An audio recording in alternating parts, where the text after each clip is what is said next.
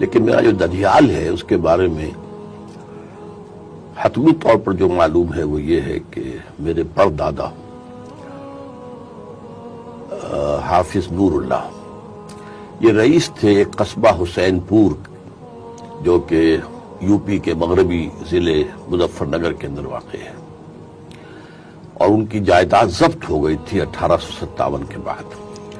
اگرچہ انہوں نے اس غدر میں یا جنگ آزادی میں کوئی براہ راست ایکٹیو حصہ نہیں لیا تھا، لیکن ایک انگریز ڈپٹی کمشنر تھا جو مجروح ہو کر ان کے پاس پناہ مانگنے آیا تھا، انہوں نے پناہ نہیں دی تھی، اور اس جرم میں ان کی ساری جائیداد ضبط کر لی گئی۔ تو پھر انہوں نے نقل مکانی کی اور یو پی کے مغربی ضلع مظفر نگر سے وہ دریائے جمنا کراس کر کے مشرقی پنجاب میں آ گئے، ضلع حصار میں۔ وہیں ان کا انتقال ہوا، وہاں انہوں نے پھر سرکاری ملازمت شروع کی، وہ ضلع دار تھے محکمہ نہر میں۔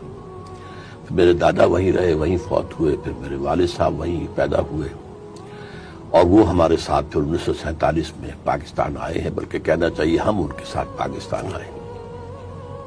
لیکن نسلی اعتبار سے جہاں تک اندازہ ہو سکا ہے وہ یہ ہے کہ ہم اگروال، یہ جو میری ددیال ہے، تو یہ اگروال کشتری راجپوتوں کی ایک خاص گوت ہے۔